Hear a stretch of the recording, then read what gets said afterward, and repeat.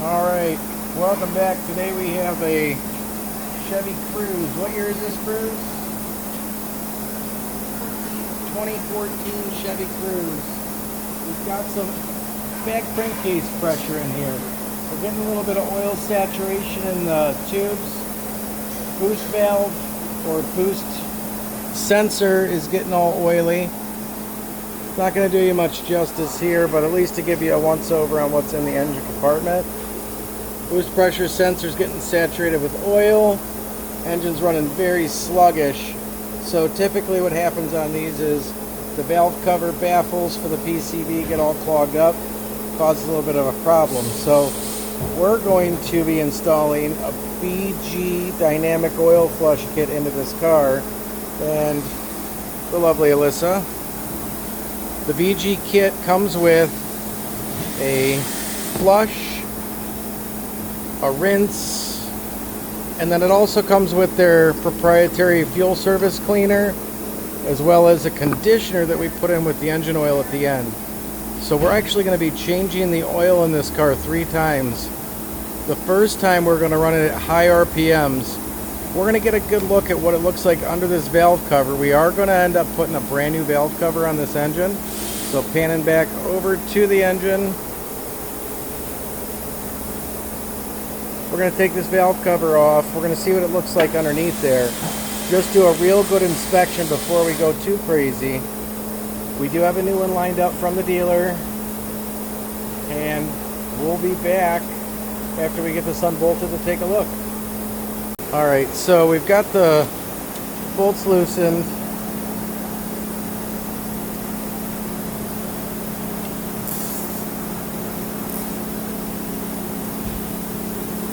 There's a wiring harness clip here, cover.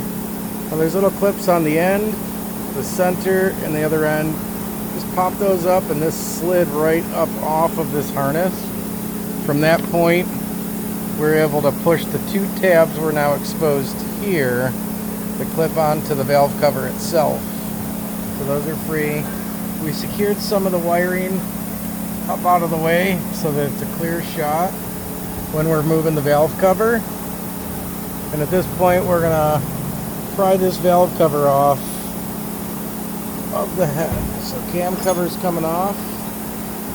Alyssa's gonna grab a simple pry bar here and very methodically work her way around the edge of that cover, slowly twisting. The good thing is it's not glued on, it's just a rubber compression gasket. So this should lift off nicely. And we're just getting a good check before we run our cleaner through. The PCV is located up in the top portion of that on the driver's side. It's all concealed. So in order to actually replace a PCV valve, ideally you have to replace the whole cover.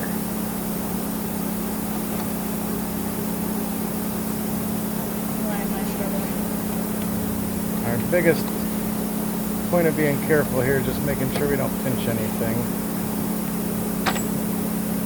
This one needs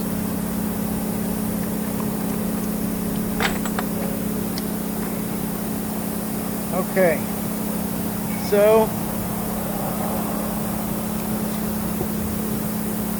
seen much worse.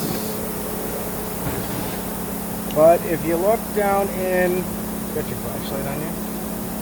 If you look down in these passages where the crankcase pressure, it's, you know, you can see it there. It's pretty clogged up in there. So all those areas where oil can pass through. Now you're not going to be able to see down in these galleys all the way, but let's just get a good look. I've seen worse again, so this dynamic I think is going to do wonders for what our problem is. We're going to end up bolting the old valve cover right back on and running the cleaner with it, and we're going to take it back off and see how it looks in just a little bit. Alright, always good to at least, you know, first couple times read instructions. So Instructions say to install Platinum 44K. This is a gasoline engine, so we're going to put in the 44K. We're going to run it with the fuel cleaner in there to get it up to operating temperature. Then we're going to perform an oil change and then put in a new filter and then run the cleaner in it. So, lovely Alyssa's going to grab a 44K. It is a hot day here in Northeast Ohio, by the way. Off to the fuel door. Do you need me to pop it? Nope. And proper equipment, a funnel, good idea. Heck of an idea. It's like she's done this stuff.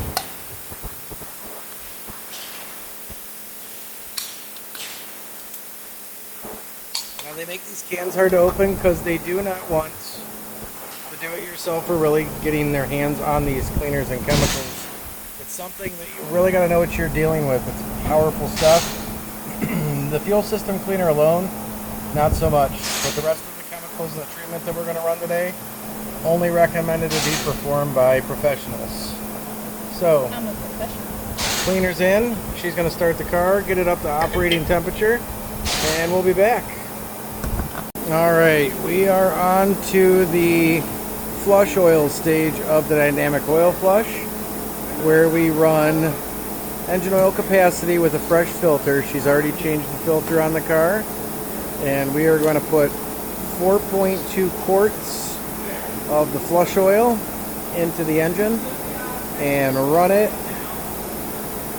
at high RPMs, lock the accelerator for about a half hour. So we'll go ahead and pause and I'll get to the next steps.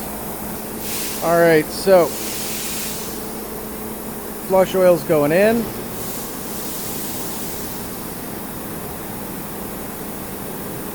Looks just like motor oil.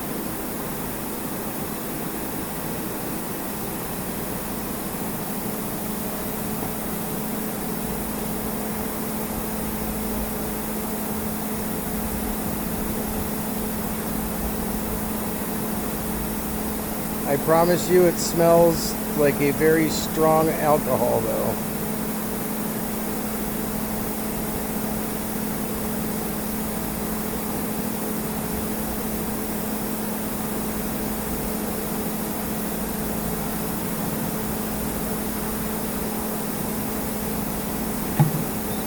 Perfect. Next step, we'll be inside the car after the cap goes on. Okay, let's go.